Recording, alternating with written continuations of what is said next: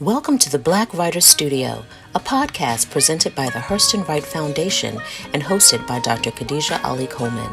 The Black Writer Studio is dedicated to showcasing Black writers who are transforming the world today with their literary pen and creating a legacy for the culture.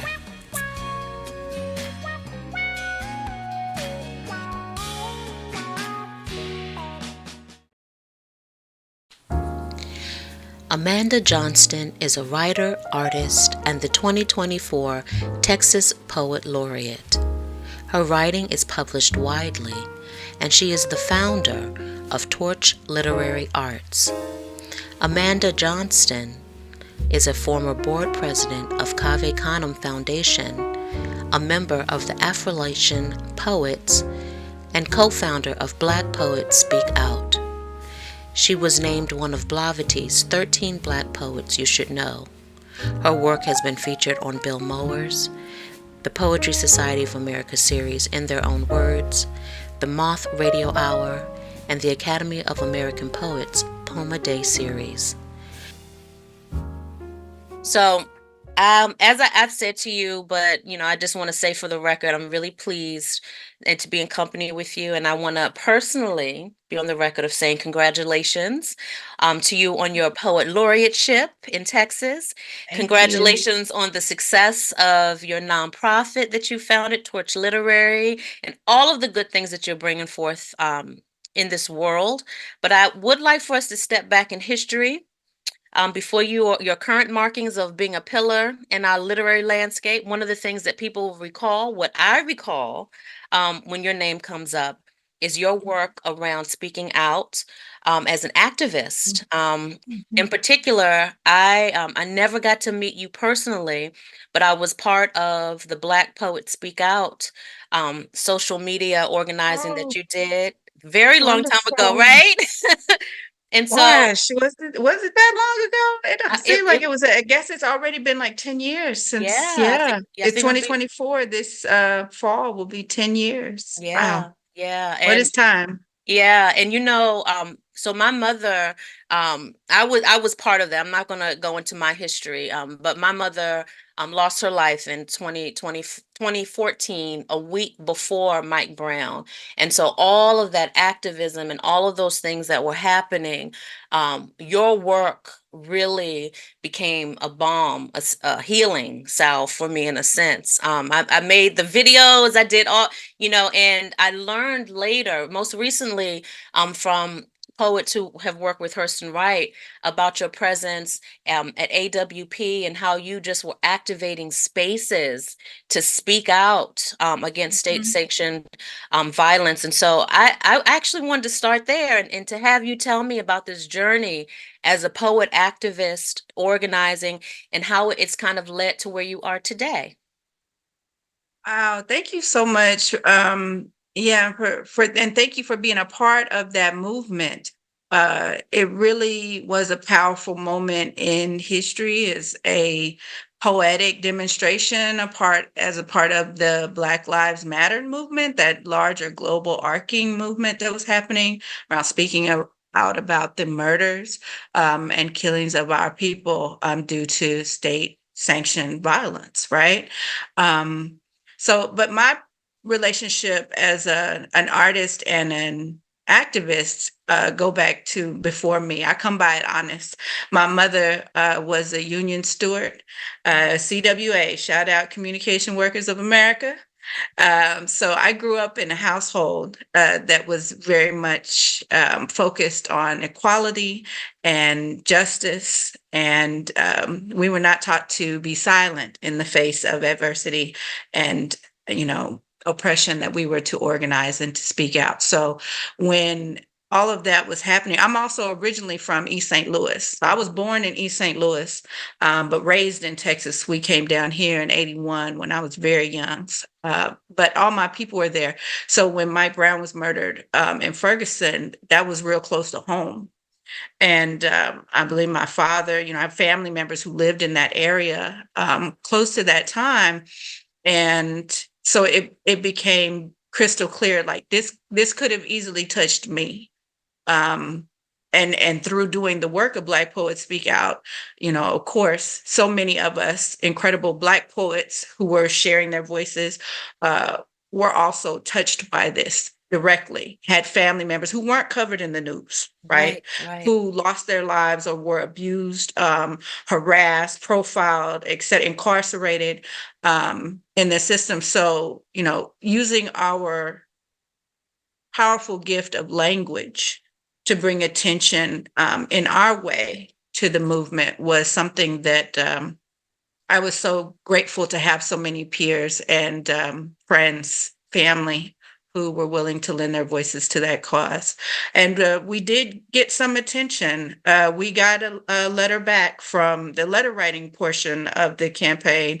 I was writing my elected, whether I voted for them or not, was writing my elected officials every day for over a year. I sent out over 400 emails Mm-hmm. and correspondence. And I did get a letter back from the president at the time, Barack Obama.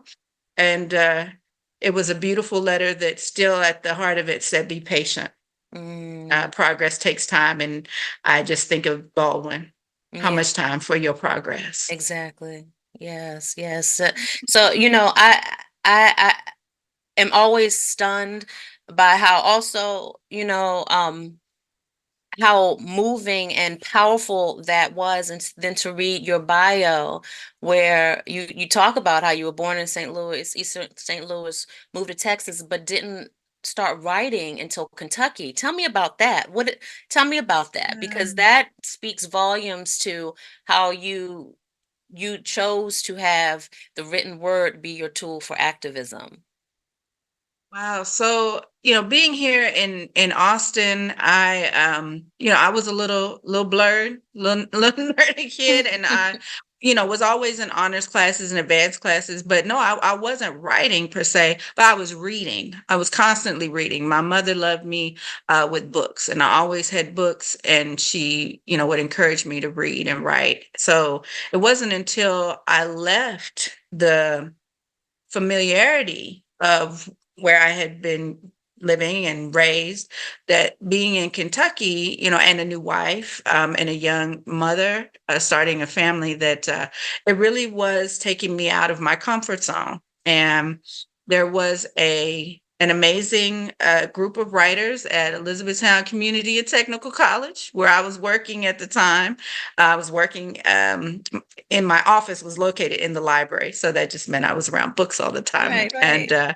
they were workshopping pieces, and a coworker and friend, I started exchanging poems with her, and it was just a way to build community, and to connect. But then once I started sharing it, I was like, wait a minute, there's something here, and the poet in me really was awakened. Once I feel poetry is always with us. It's how we learn how to speak. It's how we learn how to communicate in any language. Poetry and song is the first way we learn how to communicate. So rediscovering that was inside of me at that time in Kentucky, there was no turning it off.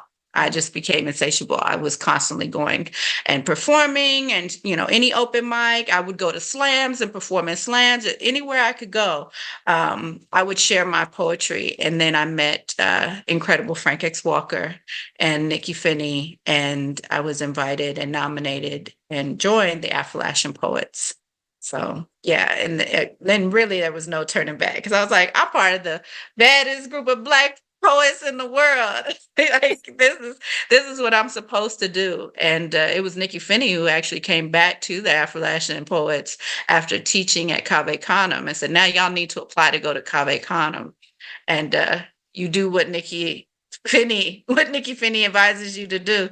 And so I did, and I became a fellow. So my world right. just kept expanding and opening I through love to poetry. hear people's stories on how they became part of Cave Canem, but yours didn't stop with you being a student or a fellow of Cave Canem. You eventually started working with the organization as a board member, and and did that was that the jump off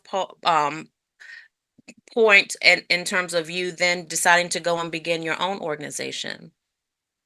Actually, I started Porch Literary Arts in 2006, the year after my first year as a fellow in Oh, '05. wow. I So, had no idea.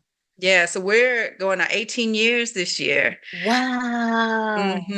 Yeah, so it was really immediate, the inspiration that I received just being in the space of Cave Canem and wanting that in my hometown. I Mm-hmm. wanted that in Austin and Central Texas where I lived. And I wanted more people to experience what it's like to be able to share space, fellowship, create, and write with other Black peoples, but specifically Black women, because one of the things, not just at Cave Canem, but in the world, I was also identifying that Black women, we take on so much labor. We are expected to take on so much labor, and we truly are silenced in our magnitude. Right. While we are, the global majority, leading so many movements, powering so many movements, but then still not being acknowledged or supported in our Mm-hmm. work.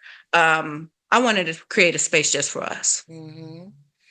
And Yeah. and um your organization that you created isn't just a space, a seasonal space. It's also a publishing arm, excuse me, where you are also showcasing the work of Black women.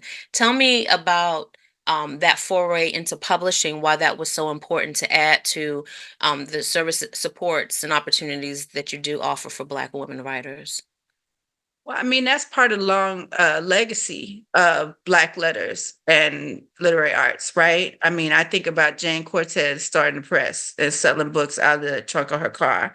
I think about Hockey, starting a press so that he can publish other incredible Black writers. So, and how many poets, started with chapbooks. I made chapbooks. Everybody had our chapbook hustle in the day because it was harder and it still remains hard. We're still underrepresented in major publishing. So it was one of those things. I had experience as a freelance web designer, and so I can make a website Mhm, and invite people to submit their work. And so having a place that was professionalized to publish and celebrate Black women writers was important, mhm, because I know that that step was necessary for us on our literary career path, right? And I remember I'll never forget the first two submissions that I received in 2006. One came before the submissions actually opened, and it was from the incredible poet, Haitian poet, Lynette Moise. If you're not familiar wow. with her, you should definitely read Lynette Moise's work. And the email just simply said, I couldn't wait. And she sent some of the most stunning poetry. You can still read that in our archive, in Mhm, the archive 2006 issue, her work. And then another was a submission from a grandmother who I believe was in her late 70s and said that her granddaughters had told her about Torch and encouraged her to submit. And that was the first time she'd ever submitted her creative writing. So all the way now for almost 18 years, those two submissions still inform me of the work that we do at Torch so that we remain connected and speaking to those women and everyone in between across our intersecting identities as Black women and a part of the global majority internationally. that's fantastic. You know, I'm gonna ask you a question that I'm often asked as being someone. I'm not poet laureate of my state. I'm poet laureate of the county that I live in, but I'm often Hey. asked about how do I navigate um these spaces that I'm in, being an outspoken activist on issues pertaining to Black people, but also in roles or navigating landscapes where you have to engage often with those who may be part of the status quo that is so often um, corporal in its treatment. Mm, Corporeal of its treatment of Black people. So I mhm. pose that question to you. There's so many hats that you wear. There's so many audiences that you're forward facing to? How do you do navigate and how do you find balance in all of these roles? Speak your truth. At the end of the day, um, if I speak my truth, if I don't waver or um, lose sight of our mission and the Black women that we support, then I will find our people will find us. Mm-hmm. So being in different rooms and spaces where, yes, people might have different agendas, they might have different focus areas, they might be uncomfortable, to say it plain, around someone who speaks so unapologetically about the need to support Black women writers specifically and doesn't dilute that.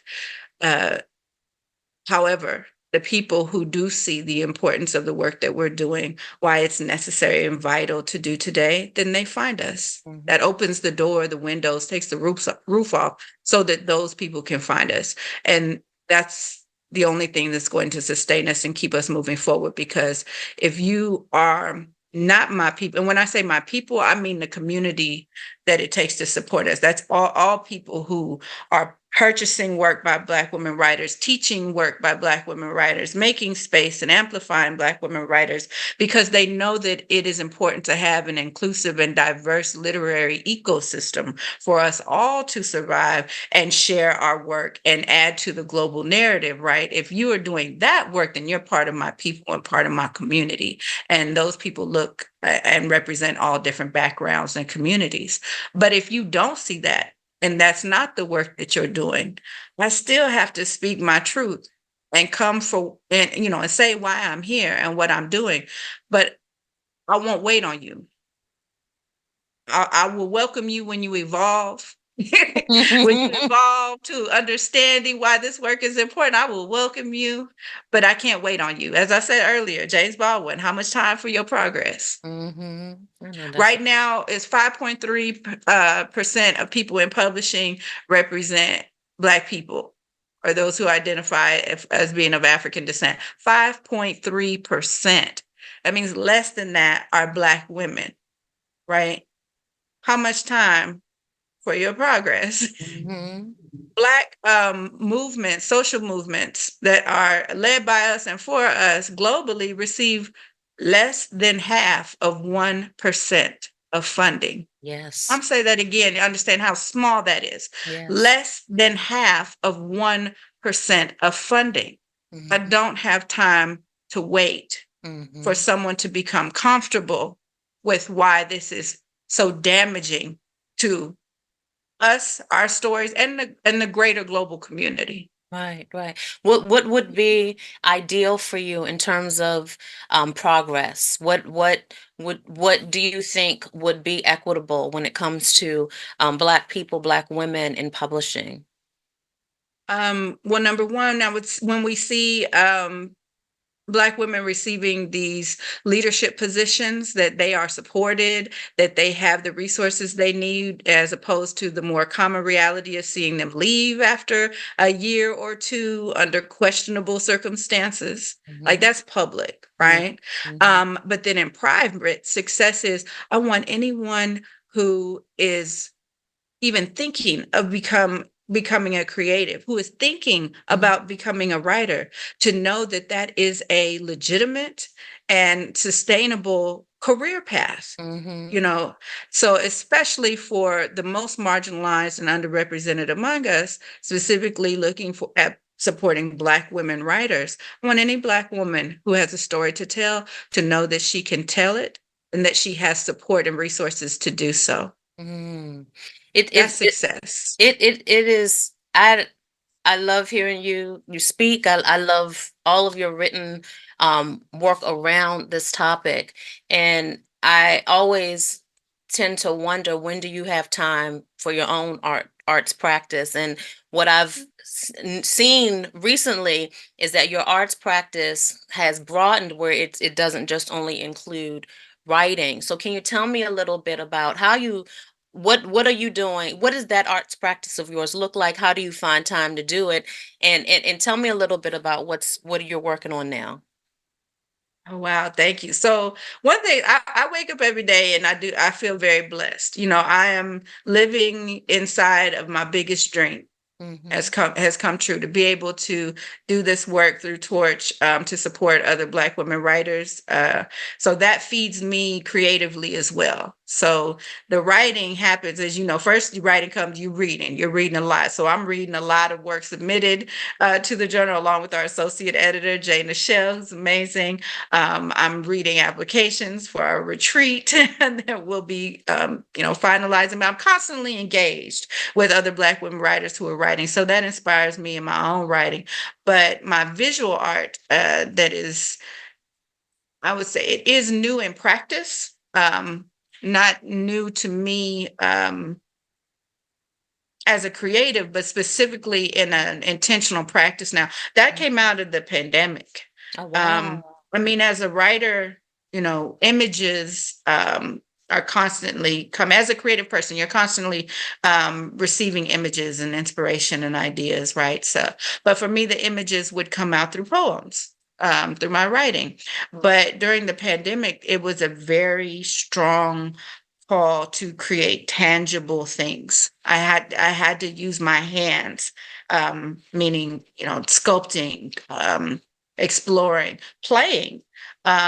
And I think that was one, again, the way the art demanded that it be produced. Once you get so far with it, then it's above me. I'll say all that. It's above me. I'm just a vessel right now. I'm listening. So this is what we're gonna do. But then, also with the lockdown of the pandemic, and seeing so many people die and Mm, so many people pass. And my father passed in 2020, not from COVID, but COVID made it so hard. We couldn't gather, we couldn't grieve mm, properly. I'm sorry. So it just made time, really, really present, and not knowing how much that we have. So that impulse then to say, if there's something you want to do, you better do it. Right. So I started creating, and I had my first show last year, at this time, in March, yeah, between mid-March to mid-April, my first show at Prizer Arts and Letters, a beautiful intimate gallery here in Austin. I had a full gallery show there, titled It's Expensive. Mm. And it's these mixed media, headpieces and masks, that I make, and then I photographed myself in them. And those were blown up to large 3 foot by 3 foot prints with the mask inside, on pedestals on display. So it Wow. was a really profound experience. And I have my second show coming up in a few short weeks, April 16th, through the 20th. It's a very short show at Moha Museum of Human Achievement here in Austin, to show some new work in progress, new visual work in progress. Congratulations. You are on the move. Yeah. I love it. I love it. I love it. So,